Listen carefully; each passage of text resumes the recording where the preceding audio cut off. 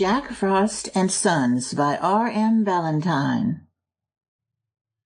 1 year in the last quarter of the present century, John Frost, Esquire, of Arctic Hall, paid an unusually long visit to the British Islands. John, or Jack Frost, as he was familiarly called by those who did not fear him, was a powerful fellow, an amazing, active, vigorous, self-willed fellow, whom it was difficult to resist, and in some circumstances quite impossible to overcome. Jack was a giant. Indeed, it is not improbable that he was also a giant killer, an insolent, self-assertive, cold-hearted giant who swaggered with equal freedom into the palaces of the rich and the cottages of the poor, but he did not by any means meet with the same reception everywhere. In palaces and mansions he was usually met in the entrance hall by a sturdy footman who kicked him out and slammed the door in his face, while in cottages and lowly dwellings he was so feebly opposed that he gained entrance easily, for he was a bullying, shameless fellow who forced his way wherever he could, and was induced to quit only after much remonstrance and persuasion, and even then he usually left an unpleasant flavour of his visit behind him. But there were some abodes in which our hero met with no opposition at all, where the inmates scarcely made any attempt to keep him out, but remained still and trembled or moaned feebly while he walked in and sat down beside them. Jack was somewhat of a deceiver, too. He had for the most part a bright, beaming, jovial outward aspect, which made the bitter coldness of his heart all the more terrible by contrast. He was most deadly in his feelings in calm weather, but there were occasions when he took pleasure in sallying forth, accompanied by his like-minded sons, Colonel Wind and Major Snow. And it was a tremendous sight that few people cared to see except through windows, when those three, arm in arm, went swaggering through the land together. One Christmas morning, at the time we write of, Jack and his 2 sons went careering, in a happy-go-lucky sort of way, along the London streets towards the West End, blinding people's eyes as they went, reversing umbrellas, overturning old women, causing young men to stagger, and treating hats in general as if they had been black footballs. Turning into St. James's Park, they rushed at the Royal Palace, but finding that edifice securely guarded from basement to roof-tree, they turned round and, with fearless audacity, assaulted the Admiralty and the Horse Guards, taking a shot at the clubs in passing. It need scarcely be recorded that they made no impression whatever on those centres of wealth and power. Undismayed, for Jack and his sons knew nothing either of fear or favour, they went careering westward until they came to a palatial mansion, at the half-open front door of which a pretty servant girl stood peeping out. It was early. Perhaps she was looking for the milkman, possibly for the policeman. With that quick perception which characterizes men of war, Major Snow saw and seized his opportunity. Dashing forward, he sprang into the hall. Colonel Wind, not a whit less prompt, burst the door wide open, and the 3 assailants tumbled over each other as they took possession of the outworks of the mansion. But Jeemes was not far distant. The screams of Mary drew him forth. He leaped into the hall, drove out the intruders, and shut the door with a crash, but with no further damage to the foe than the snipping off part of Major Snow's tails, which Mary swept up in a dust shovel and deposited into the coal-hole, or some such dark region below. Our trio possessed neither fear nor pride. They were also destitute of taste, and had no respect for persons. Treating their repulse as a good joke, they turned round and went hilariously along the Strand, embracing everyone they met, young and old, rich and poor, pretty and plain, with pointed impartiality, until they reached the city. There we will leave them to revel amongst the poor, while we return to the mansion at the West End.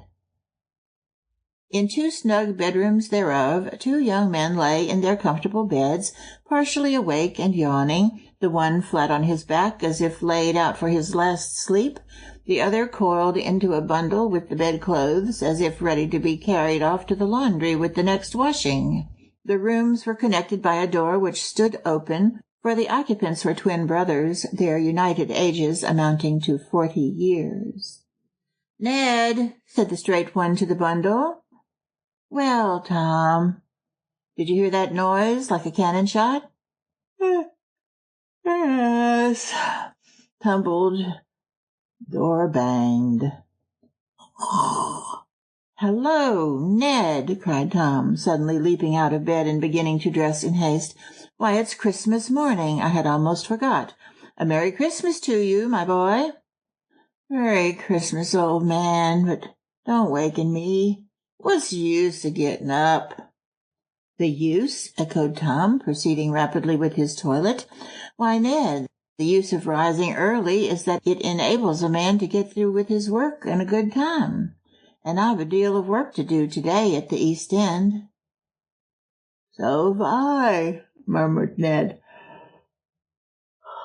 "At the West End." "Indeed? What are you going to do?" "Skt, skt, skt? What's that?" "Skate, old man, let me alone," growled Ned, as he uncoiled himself to some extent and rearranged the bundle for another snooze.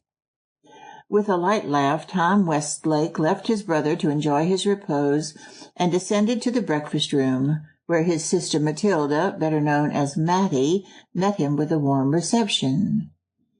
Everything that met him in that breakfast parlour was warm. The fire, of course, was warm, and it seemed to leap and splutter with a distinctly Christmas morning air. The curtains and carpets and armchairs were warm and cosy in aspect.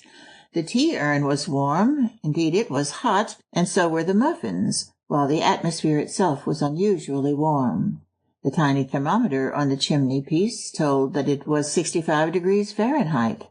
Outside, the self-registering thermometer indicated 5 degrees below zero. "Why, Matty," exclaimed Tom, as he looked frowningly at the instrument, "I have not seen it so low as that for years. It will freeze the Thames if it lasts long enough." Matty made no reply, but stood with her hands clasped on her brother's arm, gazing contemplatively at the driving snow. "What are you thinking about?" asked Tom. "About the poor," answered Matty, as she went and seated herself at the breakfast table. "On such a terrible morning as this, I feel so inexpressibly selfish in sitting down to an overflowing meal in the midst of such warmth and comfort, when I know that there are hundreds and thousands of men and women and children all round us who have neither fire nor food sufficient, little clothing, and no comfort." "It is dreadful," added Matty, as an unusually fierce gust dashed the snow against the windows. Tom was like-minded with his sister, but he could not suppress a smile as he looked into her pretty little anxious face. "Yes, Matty, it is dreadful," he replied. "And the worst of it is that we can do so little, so very little, to mend matters. Yet I don't feel as you do about the selfishness of enjoying a good breakfast in comfortable circumstances, for it is God who has given us all that we have, as well as the power to enjoy it. I grant that if we simply enjoyed our good things, and neither thought of nor cared for the poor, we should indeed be most abominably selfish. But happily that is not our case this morning. Have we not risen an hour earlier than usual to go out and do what we can to mitigate the sorrows of the poor? And are we not about to face the bitter blast and the driving snow on this Christmas morning for that very purpose? And should we not be rendered much less capable of doing so if we were to start off on our mission with cold bodies and half-filled? I beg pardon, pass the muffins, dear. Besides, sister mine, if you were to go out on such a morning, cold and underfed, would it not be probable that you should have to go and fetch a doctor for you, instead of taking you out to help me in aiding and comforting poor people?"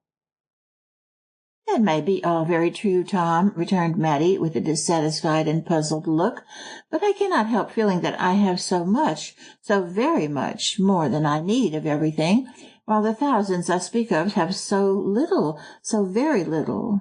Why could not rich people like us be content with plainer things, and use fewer things, and so have more to give to the poor?" You have broached a very wide and profound subject, Matty, and it would probably take us a week to go into it exhaustively. But a few words may suffice to show you that your remedy would not meet the case. Suppose that all the people in England were at once all smitten with your desire to retrench in order to have more to spare to the poor, and were to act upon their convictions, to determine that henceforth they would live on the plainest food, such as potatoes, mutton, and bread. What, I ask you, would become of the great army of confectioners? Would they not be thrown out of employment, and help perhaps to swell the ranks of the poor? If the rich ceased to buy pictures, what would become of painters? If they gave up books, horrible to think of, what would be the consequences to authors, and what the result to themselves? If carriages and horses were not kept, what would become of coachmen and grooms and ostlers, to say nothing of coachmakers, saddlers, harness-makers, and their innumerable dependents? No, living plainly or simply is not what is wanted, but living reasonably, according to one's means. Then, as to your having, as you say, much more than you need, that does not injure the poor, for nothing of it is wasted. Does not part of the surplus go to Mary and James and the other servants, and much of what they do not consume goes in charity directly to the poor themselves?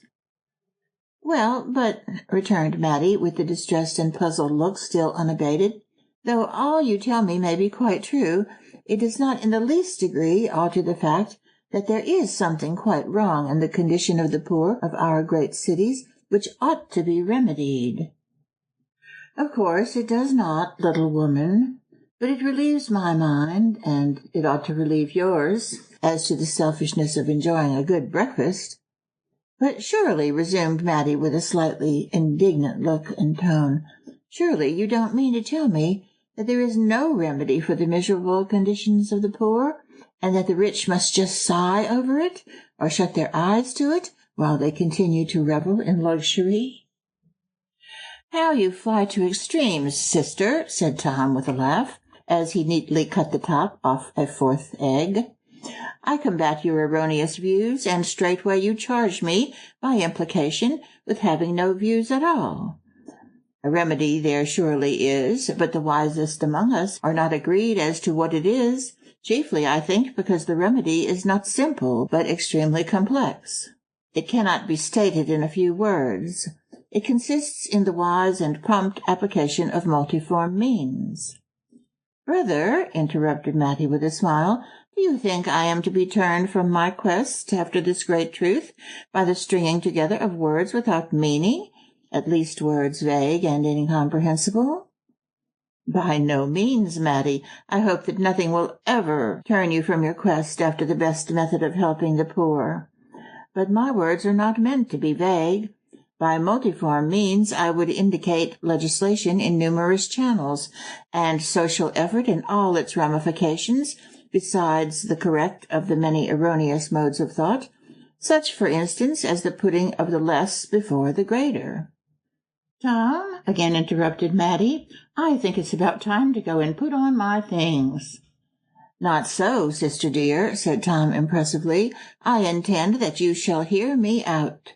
I think that you put the less before the greater when you talk of giving to the poor instead of considering the poor. The greater, you know, includes the less. Consideration includes judicious giving, and the teaching of Scripture is not to give to, but to consider the poor. Now you may be off and get ready, as quickly as you can, too, for it would never do to keep the poor waiting breakfast. With a light laugh and a vigorous step, the result of goodwill to mankind, good intentions, good feeding, and generally good circumstances, Matilda Westlake ran upstairs to her room at the top of the house to put on a charming little winter bonnet, a dear little cloak lined with thick fur, and everything else to match, while Tom busied himself in meditating on the particular passage of God's Word which he hoped, by the Spirit's influence, to bring home to the hearts of some of the poor that Christmas morning. Half an hour after these two had gone forth to do battle with John Frost and Sons, Edward Westlake sauntered into the breakfast-room, his right hand in his pocket and his left twirling the end of an exceedingly juvenile mustache. Turning his back to the fire, he perused the morning paper and enjoyed himself thoroughly, while James rearranged the table for another sumptuous meal. Ned was by no means a bad fellow. On the contrary, his companions thought and called him a jolly good fellow. His father was a jolly, though gouty, old widower. Perhaps it was owing to the fact that there was no mother in the household that Ned smoked a meerschaum in the breakfast-room while he read the paper. "Have my skates been sharpened?" he asked, looking over the top of the paper. James said that they had been sharpened and were then lying ready on the hall table. Sauntering to the window, Ned looked out, and James having retired, he made a few remarks himself, which showed the direction of his thoughts. "Capital! Ice will be splendid. Snow won't matter. Lots of men to sweep it. Looks as if the wind would fall, and there's a little bit of blue sky. Even if it doesn't clear, the pond is well sheltered. I do like a sharp, stinging, frosty day.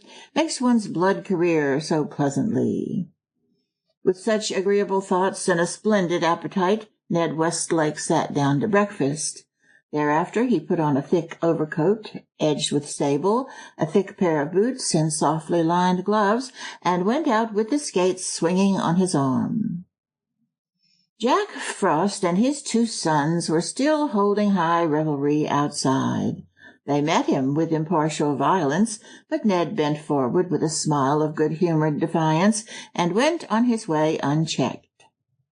Not so a stout and short old female of the costermonger class, who after a series of wild gyrations that might have put a dancing dervish to shame, bore down on Ned after the manner of a fat teetotum and finally launched herself into his arms.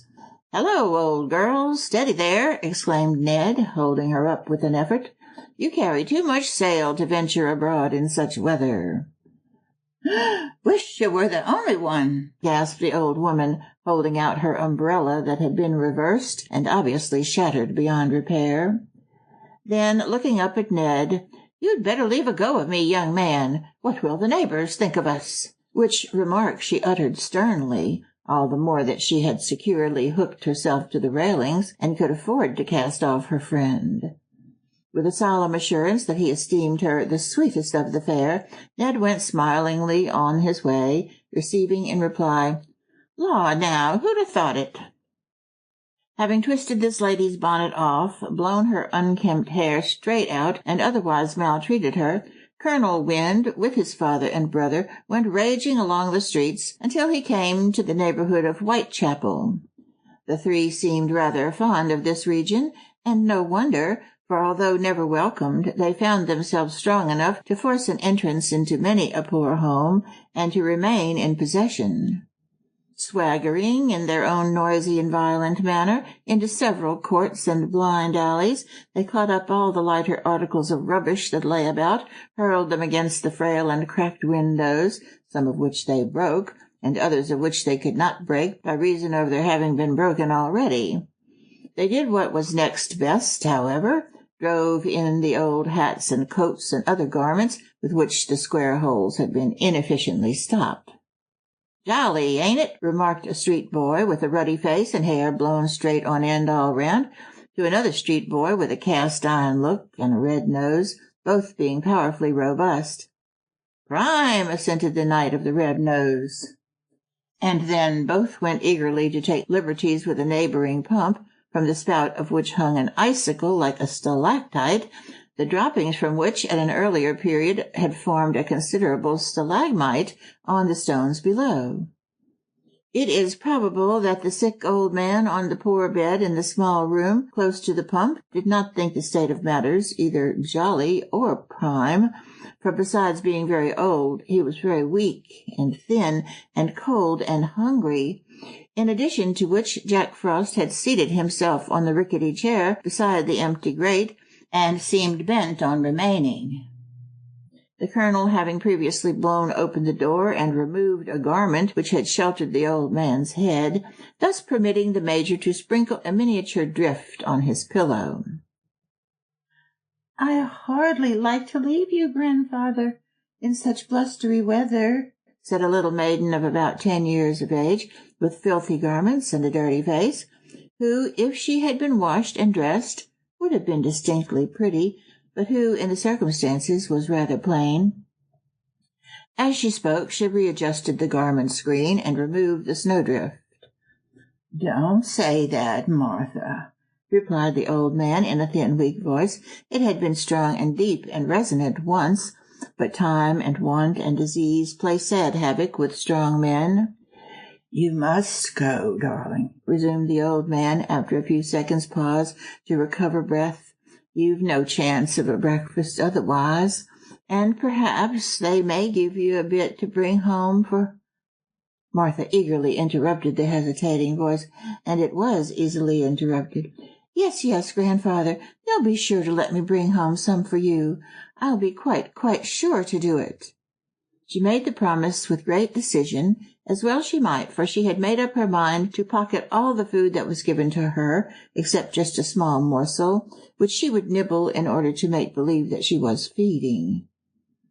"Lock the door and put the key in your pocket," said the old man, while the child tucked in about him the thin, torn counterpane, which formed the only covering to his straw bed. "And don't fear for me, darling. The Lord is with me. Be sure to eat as much as you can." Having regard for her secret intentions, Martha refrained from pledging herself, but she laughed and nodded significantly as she quitted the cold, dismal, and shabby room. It was little Martha's first experience of a free breakfast.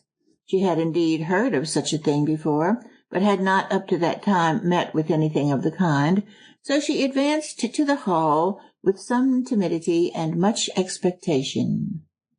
The hall was very full, and as poor little Martha was rather late, she could not manage to crush in much beyond the door. Besides, being small, she could see nothing. In these depressing circumstances, her heart began to sink when her attention was attracted by a slight stir outside the door. A lady and gentleman were coming in. It so happened that the lady, in passing, trod upon one of Martha's cold little toes, and drew from the child a sharp cry.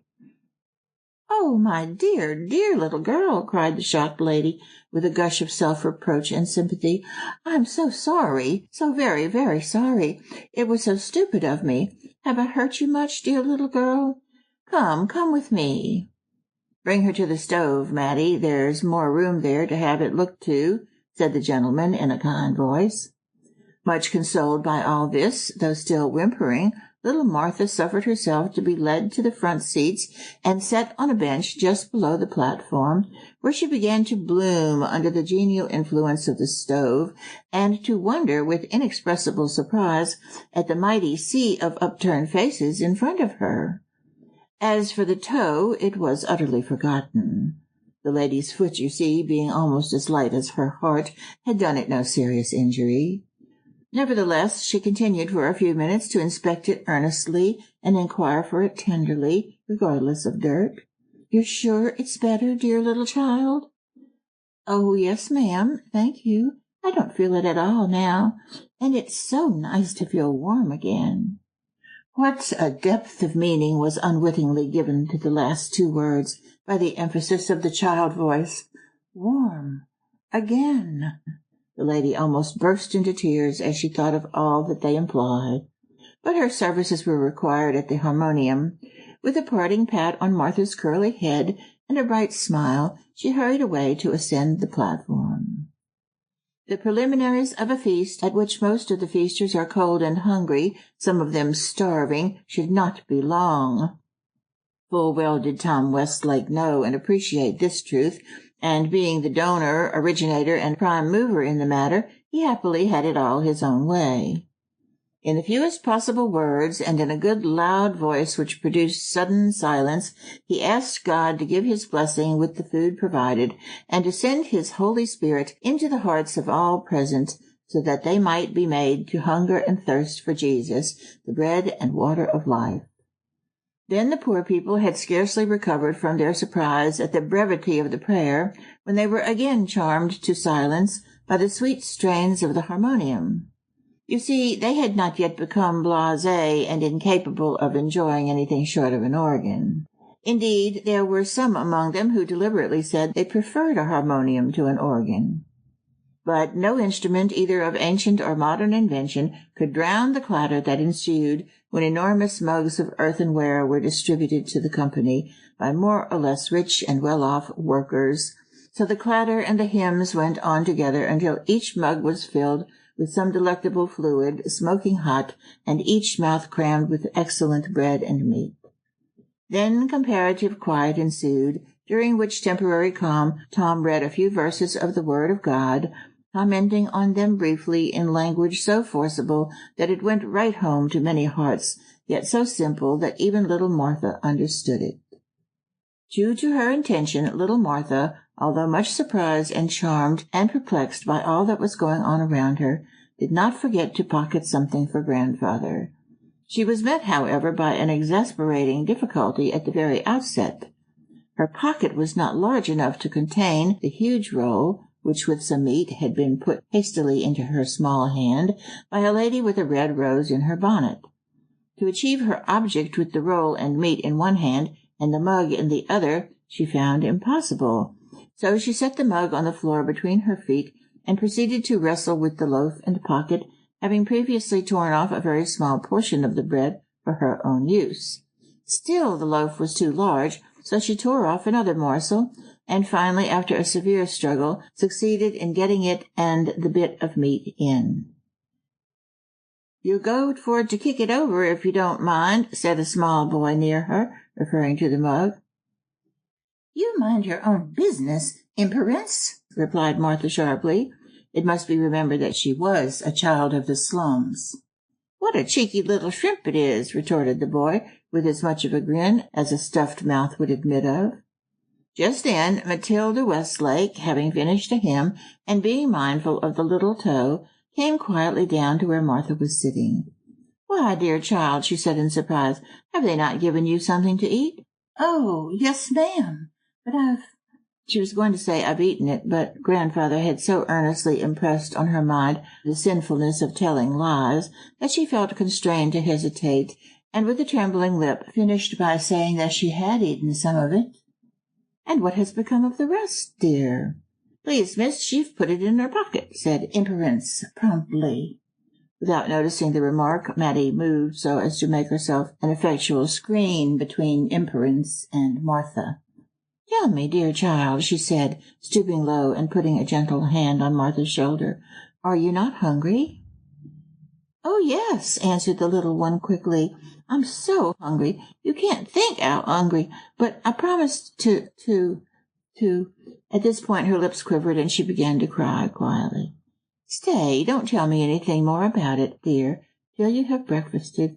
Here, eat this before you say another word." She took a roll from the basket of a passing worker and put it into the child's hand. Nothing loath, Martha began to eat and drink, mingling a warm tear or two with the hot soup, and venting a sob now and then as she proceeded. Watching her for a few moments, Matty left her.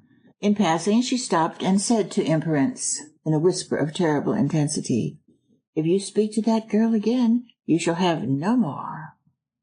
"No more? To be hanged by the neck till you are dead would not have sounded so appalling just at that time." So Imperence collapsed. It is not our purpose to go much further into the details of the feast. Suffice it to say that the poorest of the poor were there, that they were encouraged to eat as much as possible, and allowed to carry away what they could not eat, and there is reason to believe that, judging from the prominence of pockets, a considerable quantity found its way to hungry mouths which had been found incapable of attending the feast. Among those who did great execution in the pocketing line was, as you may well believe, little Martha. Finding to her ineffable joy that there was no limit assigned to consumption, and that pocketing was not esteemed a sin, she proceeded, after stuffing herself, to stuff to overflowing the pocket with which she had previously wrestled, as already described, and then attempted to fill the pocket on the other side.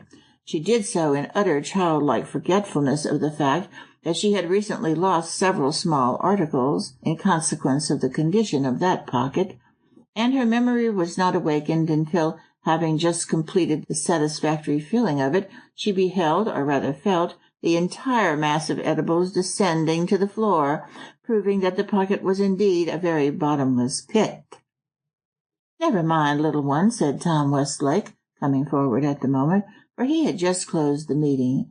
"I'll find a bag for you to put it in. I hope the toe's all right." "Oh, yes, sir, thank you. It's quite well," answered Martha, blushing through the dirt on her face, as she eyed the fallen food anxiously. "Tell me now, little one," continued Tom, sitting down on the bench and drawing the child gently towards him, "whom are you pocketing all these good things for? Not for yourself, I'm quite sure of that." "Oh, dear, no, sir. It's from my grandfather." "Indeed? Is grandfather very poor?" "Oh, yes, sir, very, very poor. And he's got nobody but me to take care of him." "If that be so, who is taking care of him just now?" asked Matty, who had joined her brother, leaving another worker at the harmonium to play the people out. A difficult thing to do, by the way, for the people seemed very unwilling to go. You see, among other things, Jack Frost and Sons could gain no footing in that hall, and the people knew only too well that the firm was in great force awaiting them outside. "Nobody's taking care on him, ma'am," replied Martha somewhat shyly. "I locked him in, and he's taking care of hisself." "Would you like to give grandfather anything in particular, little woman, if a fairy were to offer to give it you?" "Oh, wouldn't I just!" "Yes, what would you ask for?" Martha pursed her little mouth and knitted her brows in thought for a minute. Then she said slowly, "I'd ask for a mug of hot soup, and a blanket, and some coals, and, oh, I forgot, a teapot, for ours is cracked and won't hold in now." "Do you live far from this hall?" asked Tom. "No, sir, quite close." "Come, Matty, you and I will go with this little one and see grandfather. What is your name, child?" "Martha Burns, sir." "Well, Martha, give me your hand and come along." They were soon in the shabby little room, for Martha was eager to give the food to the old man. Of course, Jack Frost and Sons were still in possession, but there had come another visitor during the child's absence, whom they were scarce prepared to meet. Death sat beside the lowly bed. He had not yet laid his hand on his victim, but his chill presence was evidently felt. "Darling, I'm so glad you've come," said the old man faintly. "I've been longing so for you. Give me your hand, dear. I'm so cold, so cold." He shivered as he spoke until the miserable bed shook. Poor Martha forgot the food in her anxiety, for a striking change had come over grandfather, such as she had never seen before. She took his thin hand in hers and began to weep softly. But Matilda Westlake did not forget the food. She took up the tin can in which it had been brought there, and poured some of the still warm contents into a cracked soup plate that stood on the table. Finding a pewter spoon, she at once put her hand under the pillow, and raising the old man's head gently, began to feed him like a child. Meanwhile, Tom Westlake took off his thick overcoat and spread it over the bed. Then he went out, bought some sticks and coal from a neighbor, and returning, soon kindled a fire in the rusty grate. The old man did not seem surprised. His face wore a dazed yet thoroughly pleased look as he quietly accepted these attentions. All the time he kept a fast hold of Martha's hand and smiled to her once or twice. It was evident that he relished the soup. Only once he broke silence to thank them and say, "Jesus sent you, I suppose." "Yes, Jesus sent us," replied Matty, thoroughly meaning what she said. At that moment Death raised his hand and laid it gently on the old man's brow.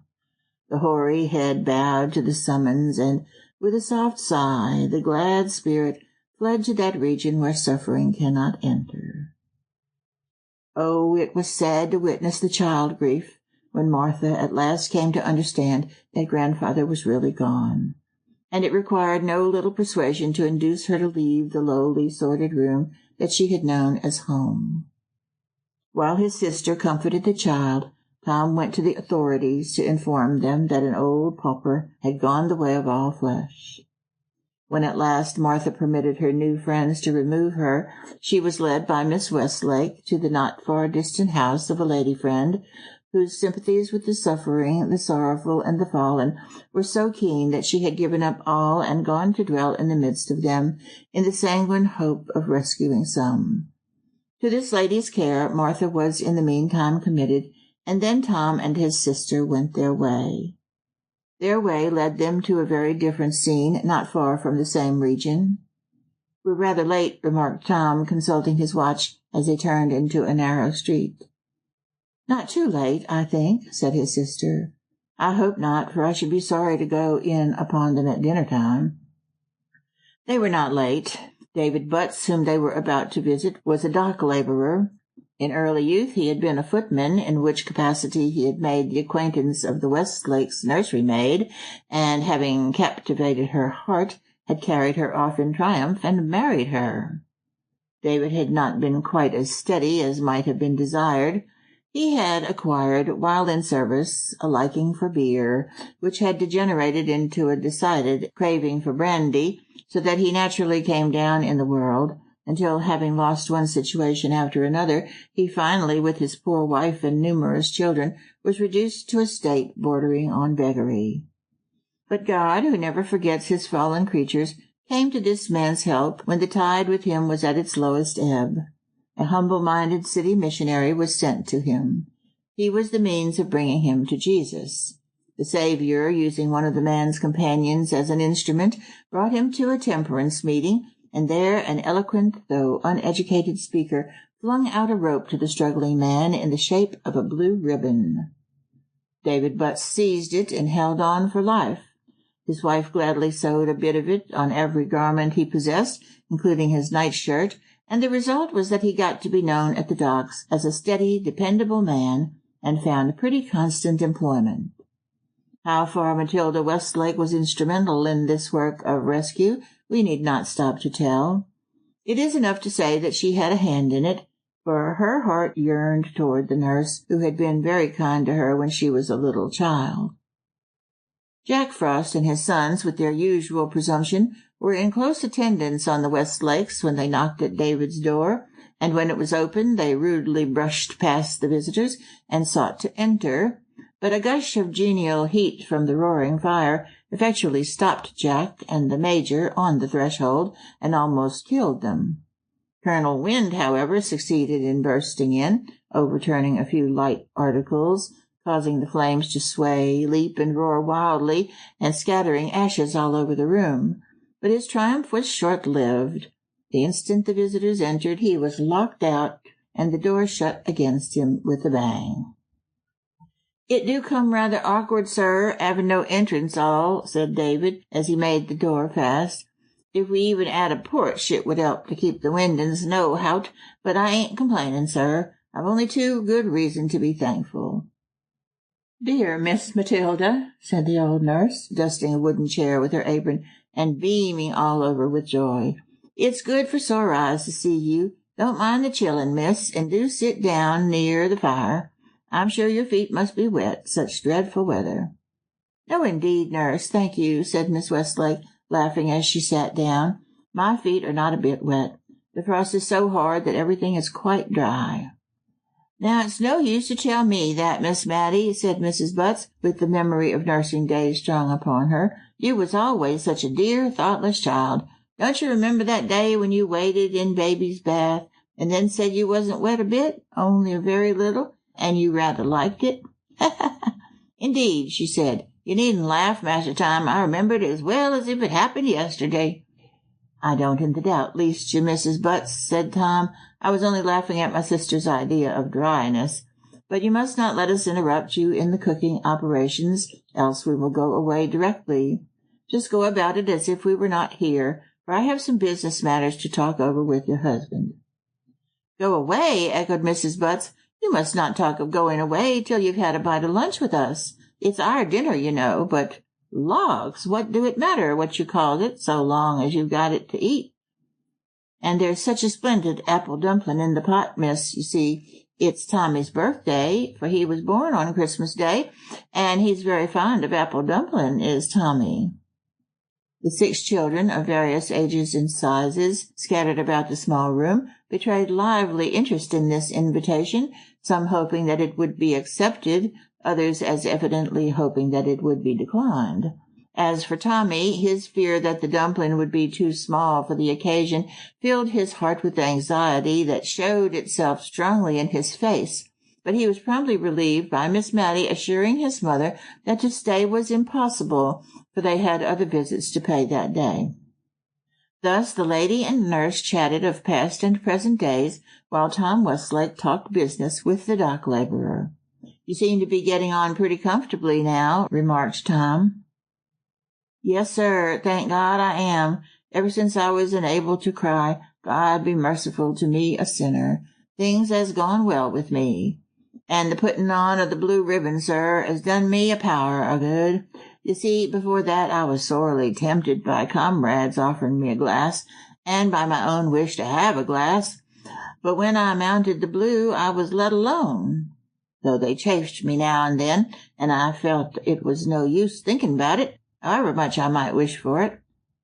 The missus, bless her heart, sewed a bit of blue on my nightshirt in fun, but you know, sir, I do believe it's that as cured me a dreaming about it, as I used to do." "I'm glad to hear that, Butts," said Tom with a laugh. "Now tell me, how long is it since you tasted strong drink?" 6 months this very day, sir." "And you are satisfied that you are better without it?" "Better without it, sir," repeated Butts with energy. "In course I am. Better in body and better in soul, also in pocket. Of course, you know, sir, we don't carry on every day with such fires and dinners as we are going in for today, for Christmas only comes once a year, and sometimes we've been slack at the docks, and once or twice I've been laid up, so that we've been pinched a bit now and then. But we've been able to make 2 ends meet, and the older children is beginning to turn in a penny now and again. So you see, sir, though the fires ain't always bright, as Jack Frost do manage to get in through the keyhole rather often just now, on the whole we're pretty comfortable." "I'm glad to hear it, Butts, very glad to hear it indeed," said Tom, "because I'm anxious to help you, and I make it a point only to help those who help themselves. 6 months of steadiness goes a long way to prove that your craving for drink has been cured, and that your reformation is genuine. Therefore, I am able now to offer you a situation as a porter in a bank, which for some time I have kept open on purpose to be ready for you. How will that suit you, eh?" Whatever David Butts replied, or meant to reply, could only be gathered from his gratified expression, for at that moment his voice was drowned by a shriek of delight from the youngest children, in consequence of Mrs. Butts, at Matilda's request, having removed the lid of the pot which held the dumpling, and let out a deliciously scented cloud of steam. It was almost too much for the little ones, whose mouths watered with anticipation, and who felt half inclined to lay violent hands on the pot and begin dinner without delay. "Now I know by the smell that it is quite ready, so we will say good-bye at once," said Matilda, getting up with a smile and drawing her warm cloak around her.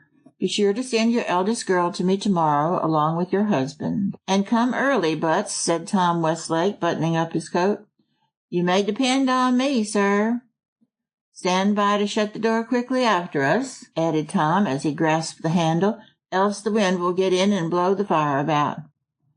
The brother and sister, being young and active, were pretty smart in making their exit, and David Butts, being used to doors, was not slow to shut his own, but they could not altogether baffle the colonel, for he was waiting outside. Indeed, he had been whistling with furious insolence through the keyhole all the time of the visit. Sliding in edgewise at the moment of opening, he managed to scatter the ashes again, and whirl about some of the light articles before he was fairly expelled. Thereafter, along with his father and brother, he went riotously after Tom and Matilda Westlake, sometimes shrieking over their heads now and then dashing on in front, and whirling round in an eddy, plunging straight back into their faces, but they could make nothing of it. The brother and sister merely laughed at them, and defied them to do their worst, even in the joy of their hearts, going the length of saying to several utter but beaming strangers that it was splendid Christmas weather. And so it was to the young and strong, not so, alas, to the old and feeble. It almost seemed as if Colonel Wind and Major Snow had taken offence at this last sally, for about that time of the day they forsook their father and left London, probably to visit the country. At all events, the clouds cleared away, the sky became blue, and the sun shone out gloriously, though without perceptibly diminishing the frost. After spending another hour or two in paying visits, during which they passed abruptly more than once from poverty-stricken scenes of moderate mirth to abodes of sickness and desolation, Tom and Matilda, by means of bus and cab, at last found themselves in the neighbourhood of the Serpentine. "What say you to a turn on the ice, Matty?" "Charming," cried Matty. Society on the Serpentine, when frozen over, is not very select, but the brother and sister were not particular on that point just then. They hired skates, they skimmed about over the well-swept surface, they tripped over innumerable bits of stick or stone or orange peel, they ran into or were run into by various beings whose wrong-headedness induced a preference for skating backwards. In short, they conducted themselves as people usually do on skates, and returned home pretty well exhausted and blooming. That evening, after a family dinner at which a number of young cousins and other relatives were present, Tom and his sister left the festive circle round the fire and retired to a glass conservatory opening out of the drawing-room. There was a sofa in it, and there they found Ned Westlake extended at full length. He rose at once and made room for them. "Well, Ned, how have you enjoyed yourself today?" asked Tom. "Oh, splendidly. There was such a jolly party in Horton's grounds, most of them able to skate splendidly. The pond is so sheltered that the wind scarcely affected us, and a staff of sweepers cleared away the snow as fast as it fell. Afterwards, when it cleared up and the sun shone through the trees, it was absolutely magnificent. It's the jolliest day I've had on the ice in years, though I'm almost knocked up by it, jovially fatigued, in fact. But where have you been?" "We also have been skating," said Matilda. "Indeed? I thought you had intended to spend the day somewhere in the East End, attending some of those free breakfasts, and visiting the poor or something of that sort, as if there was not enough of city missionaries and sisters of mercy or charity, or whatever you call them, to look after such things." "You're right, Ned," said Tom. "Such was our intention, and we carried it out, too. It was only at the end of the day that we took to skating on the Serpentine, and considering the number of people we have run into, or overturned, or tumbled over, we found a couple of hours of it quite sufficient." From this point Tom Westlake harked back and related his experiences of the day.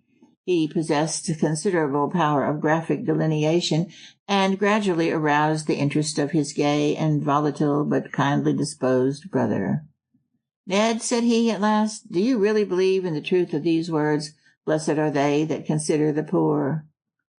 "Yes, Tom, I do," replied Ned, becoming suddenly serious.